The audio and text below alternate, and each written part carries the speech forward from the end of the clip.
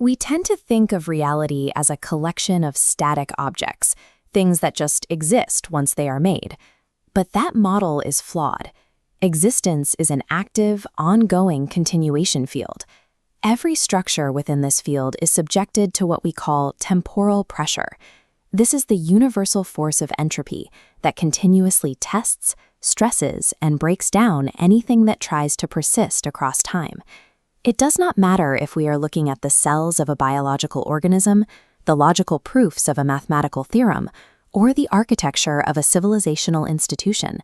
All of them are inherently vulnerable to this decay. Left unmaintained, these systems experience entropic drift. Tiny, almost invisible misalignments accumulate, compounding recursively until the entire structure fragments under its own weight. This reality forces a profound intellectual question. Given the absolute, unyielding role of entropy, what exact structural mechanisms allow any complex system to survive the pressure of time? The answer begins with a strict limitation. Unrestricted possibilities inevitably lead to systemic collapse. Capability alone does not justify realization. Put simply, not every possible path should become real. This brings us to the admissible path. It acts as the necessary transition filter governing reality, dictating which structures fragment into dust and which endure. Existence is never a guaranteed state. It is a continuously bounded trajectory. A system must earn its tomorrow by structurally justifying its own continuation today. To understand exactly how a system justifies that continuation, we can look to the mathematical bedrock of category theory, specifically a formal category known as co. The central axiom of co establishes that arbitrary change is not a primitive concept. Only certified, admissible change is recognized as a valid step forward.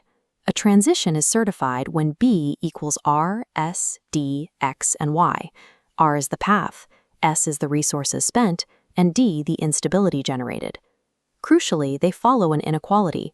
V of Y plus S must not exceed V of X plus D.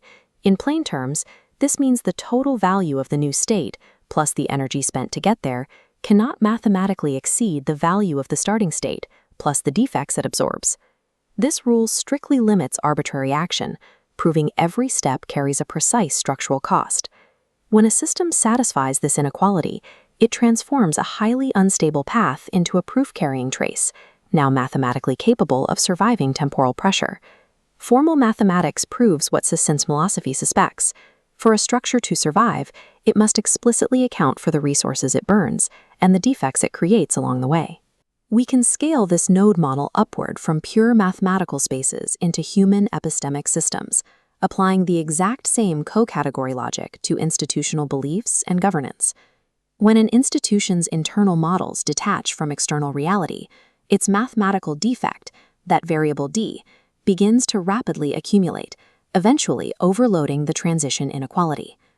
To prevent this entropic overload, a system must maintain a rigorous connection to reality. We define this formal criteria as an admissible truth practice, or TAD. This structural equation maps the exact requirements necessary to protect the system's integrity. The first two variables forming this shield are reality alignment and honesty. These ensure the system remains responsive to external evidence and avoids self-deception. But the most vital component is correction readiness. A system must possess the structural duty to revise itself whenever reality reveals a mismatch. This relies on correction ethics. Truth must operate as a dynamic recalibration mechanism, not a static, dogmatic declaration. The system reinforces this recalibration through adversarial verification. By actively exposing claims to rigorous, good faith challenges, the structure strengthens itself long before it faces a genuine crisis. Truth is not a subjective moral preference. It is literal, load-bearing infrastructure. Without it, a system's compounding internal defects will inevitably trigger complete entropic fragmentation. This structural vulnerability brings us directly to the concept of power. Through the lens of systems theory, power is simply amplified agency, a state where the scale of a single node's action increases dramatically. As an institutional node scales up in size and reach, the mathematical consequences of its transition traces multiply exponentially across the entire network. When these amplified nodes operate without constraints, they generate a volatile, high-volume wave of unverified feedback that physically damages the network supporting them. Power becomes both ethically and mathematically unstable the moment it is allowed to operate immune from consequence or shielded from reality override. To keep amplified agency structurally sound, a system requires a mandatory bounding condition, the governance architecture. Under this architecture, legitimate authority is never the right to dominate. It is strictly defined as role-based power, bound exclusively to protecting a specific continuation condition. Governance applies rigid limits to maintain this boundary. First, it requires sufficient competence to carry the assigned load, and second, strict scope limits to prevent overreaching into unrelated domains. It also demands strict revocability and accountability. If power cannot be inspected, challenged, or safely removed, it bypasses verification and triggers systemic capture. Unchecked power is a mathematical dead end. Governance is the existential technology that prevents amplified agency from destroying the network it relies upon. If we pull back our analytical perspective from the immediate actions of individual institutions, we can view this systemic network across a vast longitudinal timeline.